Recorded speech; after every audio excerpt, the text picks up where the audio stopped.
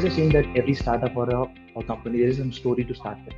Could you describe the birth of Invest Online? So, tell me a little bit of background about Invest Online or what we do really as such. The company which owns Invest Online is called Abchlor Investments.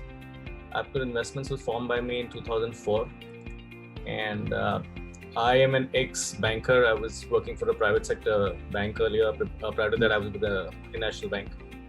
And the reason to form Abchlor was specifically because of the misconduct which was really happening at private banks, right? Which was typically mis-selling products and wrong selling, specifically happening to investors. I genuinely saw a niche here because, when you mis-sell and you sell the wrong products to anyone, typically you lose the clients sooner or later. It can be a year or two, or maybe sometime after that, right? It's bound to happen.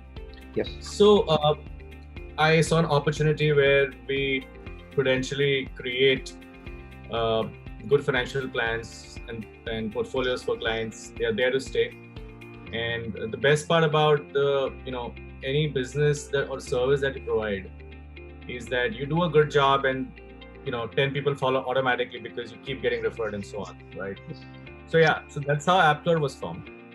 1 year into the business, I realized that though we are doing a lot of effort and we had a good set of customers already, the probability of growing, which specifically banks considering the network or other large distributors who were there in the market, was very easy because they had already created a scale by being open all across the country. And in many cases, even internationally. We were a new company, a new startup. Naturally, we didn't have the kind of funds. We didn't raise money from outside. It was all the money I had, which I received from a provident fund and all these places, which I actually got together and formed the company. So I thought the only way to reach, instead of opening branches and actually, creating more of real estate and thereby creating fixed costs and because of all these fixed assets, but it's best to go online. Now, it's easier said than done. I mean, I assumed it will not be such a task to go online, but it actually became a task because we were very nascent, right? The only two online players in the market who would invest primarily into mutual funds online, because that's what we used to do then, were only ICICI Direct and K Street, which was owned by Kotak. Now, these two were basically monopolized the market because the way they used to open accounts were, I don't know if you recall, but they were 3-in-1 accounts and 7-in-1 accounts, which they used to open up at the bank level. So Kotak Bank and ICICI Bank and their branches would actually go out and sell these products where you open a bank account, a securities account, a demat account, an online mutual fund account, and so on and so forth, right? It was a huge documentation of some 100, 200 signatures. And if you're not a bank, you can't do the business, which was not gelling well with me. So this idea came from there, that what can I do to actually create a situation where a non-bank can actually start an online portal for investing in mutual funds. So it was a long process. It took me probably a year and a half to even figure how I'll start and where I'll start, and multiple rejections because you're a new startup, you're not that big to even go and command any position in the market. So, and people would not really pay it. They say it's not possible to do it. So after a lot of back and forth, a lot of consultations, and a lot of thought process, I realized the best way is to go by the payment gateway method. Because I figured that even the mutual funds per se actually use payment gateways to process their SIPs and their auto debits and all these things. Right? So I said best is to talk to them. So I created an opportunity at then called Bill Junction, which was also an ICICI company. Bill Junction was later called Tech Process Solutions Limited. So I spoke to them and we figured a way where we could create a system where they could transact for us. Now, even for someone like payment gateway, for them, for third party non-bank doing it was not really happening. So we figured, we created some formulas, we created some kind of documentation which worked. We tried with only one AMC initially, to just, where we had good contacts and we knew people there, and we could go right up and tell them to help us do it and create this. And even AMCs were not online those days, right? So it was starting from scratch. That's how it started. It worked well. The biggest thing, also the learning was, being primarily into planning and selling all my life, I didn't really have the experience of what really was the background of a mutual fund, right? how a unit is created. I mean, of course, we know the calculations of NAVs and units and all that, but how really a back office of AMC works. And it's not even AMC, it's a registrar. Even that's a third party. So there's a CAMS and Carvi. Those which have Sundaram, CAMS, Carvi, Franklin, multiple of these people. So we didn't know how those function. So I was surprised to know that Payment Gateway Bill Junction used to actually process all transactions manually for AMCs. So you'll be surprised, there was some 40-50 columns on Excel or DBF which used to get uploaded on the AMCs every day. They used to actually physically create each Excel sheet. It will be name 1, name 2, or 40 columns, your tax status and blah, blah, blah, all those things. So once I figured all that, we automated everything. And yeah, that's how it was born, and it was a complete 100% automation of the entire process. The only one in the market to do it. Difficult process, but love doing it. I mean, I think over the time while we created it, amount we've learned how the industry works, how much we've corrected the registrar's process also, and all this was amazing. So there was a financial crisis around 2007, 2008. So how would you anticipate, like, it was an early stage startup at that time. It was 4 years. It was 2007, 2008. So right. How do you describe this, and like, did you anticipated this, or how exactly? So online transactions even today and back then also, frankly, do not contribute a very large portion of revenue for us as a company, right? Because there were at least a lot of restrictions in terms of the amounts you can do online and all that, right? I mean, banks are not even permitting to do more than 50,000 rupees a day. So we could not do much there. So our main business was always focused on the offline base of customers, which we had high net worth individuals, corporates, trusts, and so on. So actually, it didn't really matter. It was more of 2008 calendar year, which was the entire problem when it started. Of course, it started in the US in 2007. So by the time it reached us was Jan 2008. So it didn't really matter. Actually, we saw a lot of opportunity. You see, when you are selling any product which actually covers these kind of unforeseen circumstances, and as long as you've informed your client this is going to happen, we actually grew that day by 30%. In 2008, our assets actually grew by 30%. So we didn't have any problem as such. But yes, a lot of money keeps on going. Even as of today, we speak into building the technology that we have. And so no, if you're asking from InvestOnline's perspective, no, we didn't have a problem. But yes, we went out and marketed a lot. The problem is, in our country, investments are still sold. They're not bought. What I mean is, you will not yourself go and you'll say, oh my God, today 9 in the morning, I'll go and buy a mutual fund, I'll go and buy a stock. Unless you're seeing, that, when we'll come to those questions later. So you actually go out and you tell people, hey, listen, this is a good fund, we should buy. Then the guy thinks, because generally, we are like, most of the people think, especially retail investors, that investments are actually a waste of their income, and it doesn't come. It's like an expense, not really an investment. Yeah. So InvestOnline typically is a retail investment, right? So retail would not really work. So it was no point. We used to do a lot of ads those days. We used to do, we had hoardings, we had commercials running behind a lot of BST buses in Bombay, more for visibility and so on. Of course, it all went down the drain because markets were too bad for anyone to go on their own and buy. But yeah, it was a learning. We understood what works and what does not. And I think it was a great time to even kind of, keep tweaking our systems, because anyway, not too many transactions were happening online those days anyway. So yeah, it was a good time, I would say. Considering today's competition, so there should be some kind of a competitive edge for any startup or a business. Is there any process, or is there any way that you build up a competitive edge? So there's a lot of people in the market. Yeah. So if you see broadly, and if you go and compare most of our competitors, all of them are primarily DIY kind of portals, right? So typically the investor comes online and finds his own scheme and does it, and then moves forward. And it starts and ends there. He takes a call. What different things we do is we actually handhold every client to register with us. Right from this time he comes on board, we don't really push any product to anyone. It's not really a business we are in. We try to understand what the client really wants. And on that basis, we genuinely create portfolios, however big or large a client. So our customer service team actually does that. Call every client, figure what they want, not just push a tax plan or a large cap, but just to get the client in and so on. Want to understand their profile. So this is the value that we keep giving. Frequently keep talking to these online clients as well, whether they prefer on chat or whether they prefer, Zoom calls now more than anything else.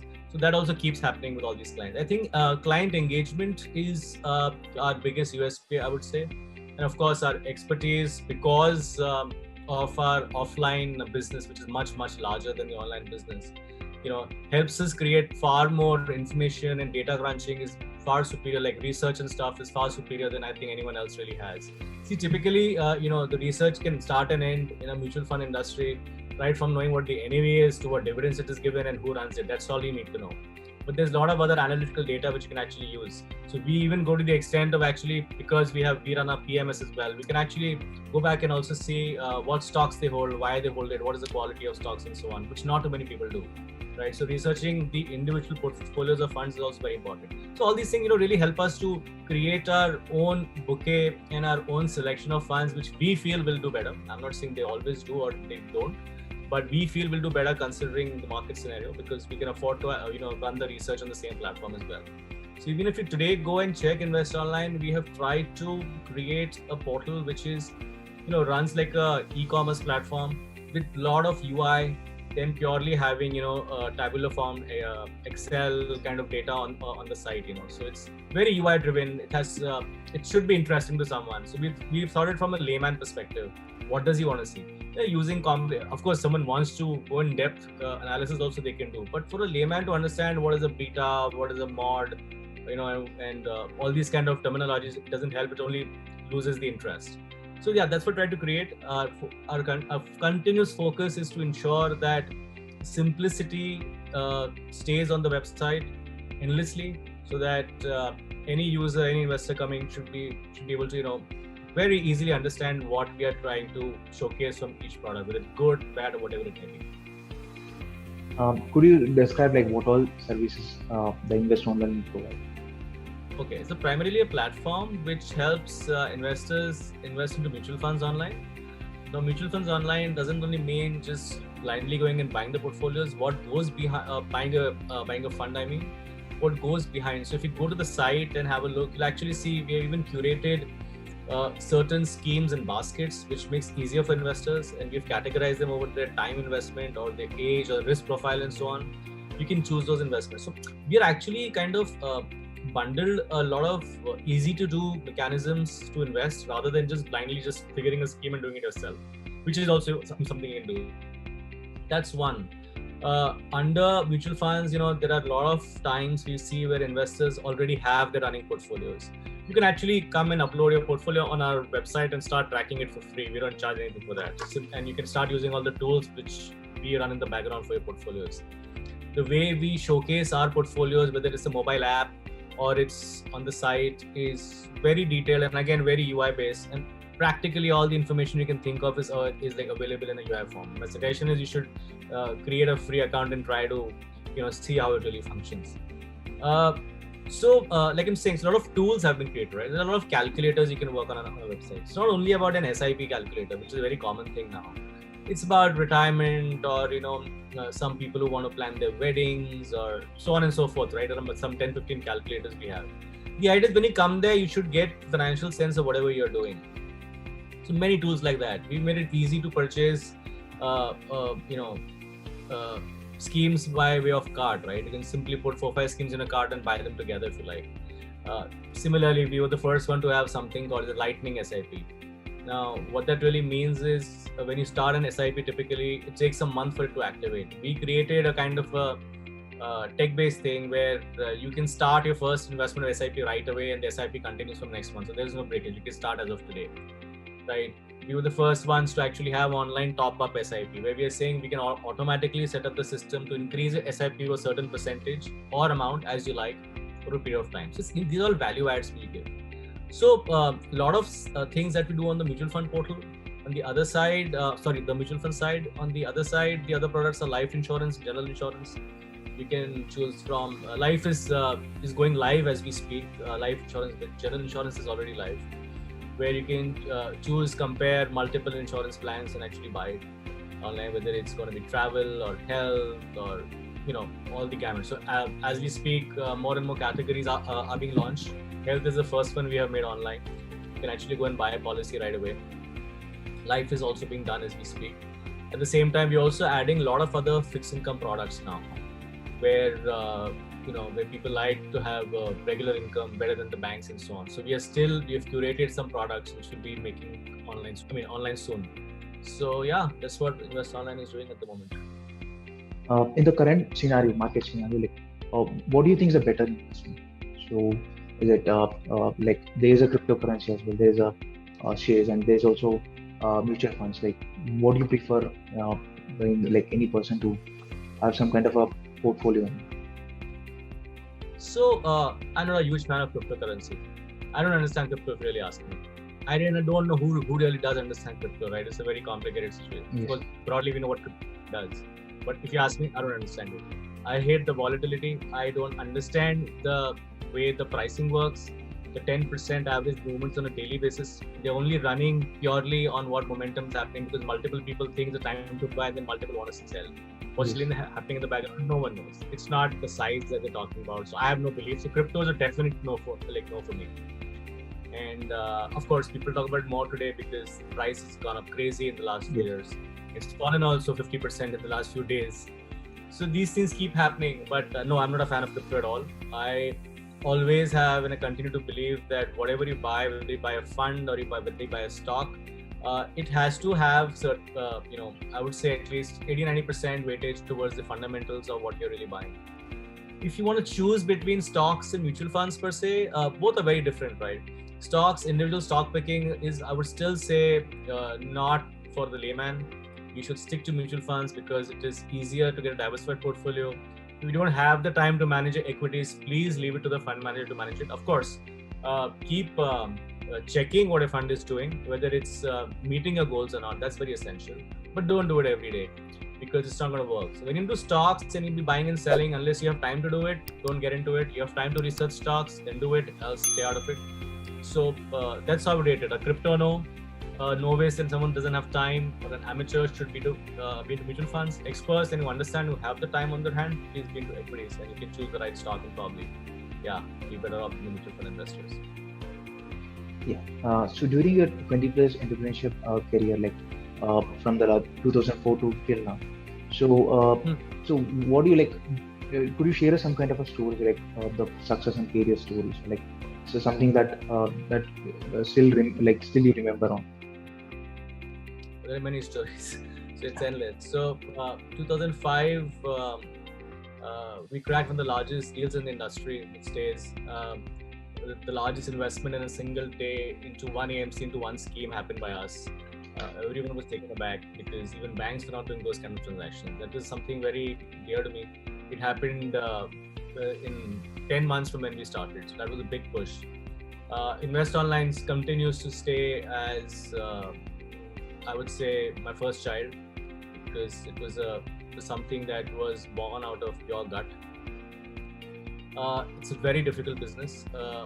My focus on Invest Online has always been to provide as many products as possible in the environment, of course, being completely compliant in the way it's required. There are a lot of non-compliant companies even now.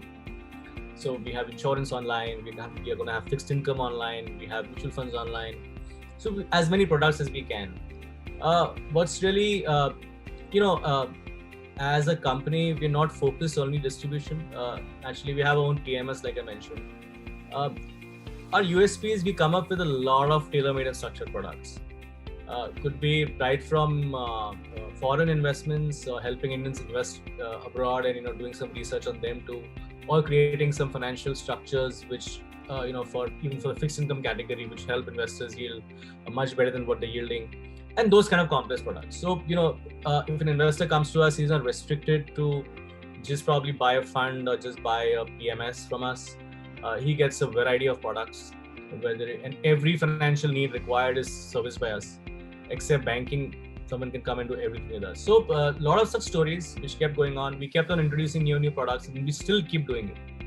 So yes, I would say a lot of hits, few misses, but yes, every business does have its misses.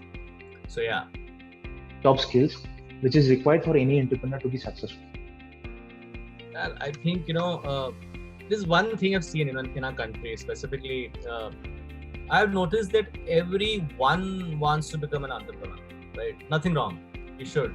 It's The problem is people think that once they actually get into so-called business of their own, whatever they're in, life is going to be easy.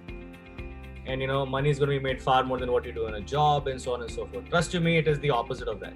You don't make any money initially. It can go on for some time. A lot of points of frustration which keep setting in because you're not getting the regular income which you used to get at the end of the month or beginning of the month, right? And that's where the give up problem comes into play. From skills perspective, I think if you are starting any kind of business, unless you know 100% of every single aspect of the business you're going to run, you should not get into it. So I'm not saying that if you are starting an IT company, you need to restrict your knowledge only to IT. No, you can't do that. You need to have knowledge of some basic sense of financial skills also. You need to understand how your company will run financially. You need to have people management skills, because if you don't have a team, you can't run. It's not going to happen. You need to have leadership qualities. You need to have great communication. You are actually required to do a lot. You're basically a child which is completely parented till you become a parent yourself. And all these years requires tons of patience. So unless you have all the skills, don't get into it. There shouldn't be, like I said, if you walk into the office and if there's any team who can you can't address the problem. I'm not saying that if I'm an IT company then I need to know what coding is, but I should have a basic idea of how coding works, right? I don't need to sit and code it myself. So you need to understand every aspect. So if you ask me, I can run my own accounts at the office. I can, of course, do part of the IT bit except the coding bit. I can run my own dealing desk if I have to, of course, and everything else which requires, whether it's fund management or it's suggesting portfolios or understanding or research or whatever it is, right? So practically covers the entire gamut of all the products or the services we have. So if you're asking any skills, I think all the skills are required, and you may not be a master of all, but you need to have the knowledge how to read and understand the skills, and if not, how to find solutions. One final question now, Abhinav. Sure. So any quick advice for in startups, like any entrepreneurs and the people who are running the startup? When I say this to someone that, don't give up, keep trying. Two most common things you hear from every second person, right? And then of course there are multiple others, I'll come to that. People think these are the two same things. But if I've actually gone and broken this up, don't give up and keep trying are not the two same things. Don't give up. Yes, please do not give up what you're doing, because then you're not really an entrepreneur. You're someone who gives up. Like we discussed, you need a lot of patience. Keep trying is a very broad term, right? The problem is when you are, when you are building something, when you are starting a new thing, you will make tons of mistakes. It's bound to happen. It's not possible that things are going to run smoothly, right? Whoever it may be, whether it was Bill Gates or Jeff Bezos or whoever, everyone has made multiple mistakes. The realization should be that you need to come back on the drawing board, redo it, or can it and do something else, a different product altogether. We don't know, but you should have the courage to come back and believe that this product I am thinking of is not the right product or a service and has to be redone. So this keep trying funda is a very, very, I think it's mistaken. If I believe that the pen I'm writing with is the best pen in the world, no, I don't think that's true. And if it's not selling, then there is a problem, right? So yeah, that should be something where people should be open to criticism. Problem is, entrepreneurs typically fall in love with the product, and they think, and it becomes like that. Like I said, InvestOnline is my child, and because they fall in love with the child and they are in love with the child, they don't want to see anything beyond that. So that's a very important thing, and you need to know your competitors. You need to know what's in the market. You need to know your research well. So unless you know all these things, very important skill, I think, for an entrepreneur, to know your market, to know what others are doing and what really is going to take to get your product going. You may have a great product, but it may not work for all.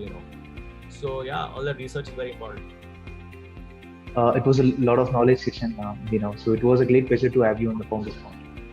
Thank you so much. Pleasure having you as well.